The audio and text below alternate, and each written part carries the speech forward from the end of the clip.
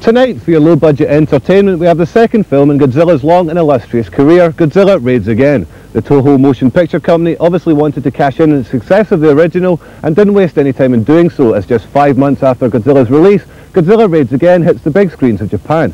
This film begins the trend of the big G versus other giant creatures and continues the trend of smashing up cities. Osaka's the city that gets the lovely spanking this time, as Godzilla takes on a sort of spiked-back quadruped who goes by the name of Ankylosaurus, who seems to be based on a Cretaceous period carnivorous stegosaur. But we all know that stegosaurs were plant eaters, don't we?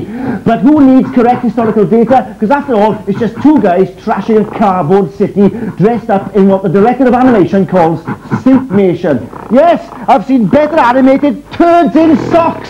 Oh, these reptiles are so cold.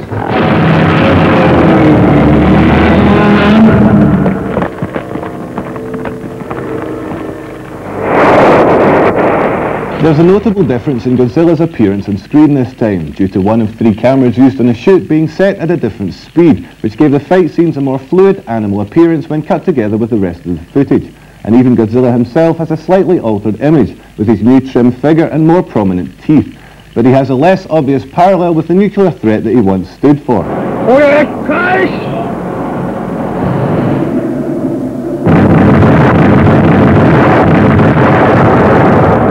As in the first Godzilla film, there's a massive display of military might that proves woefully inadequate and impotent against the great beasts. Could this be an example of conventional weaponry proving useless against a new nuclear threat? I don't know, do I? Who do you think I am? Stephen fucking Hawking?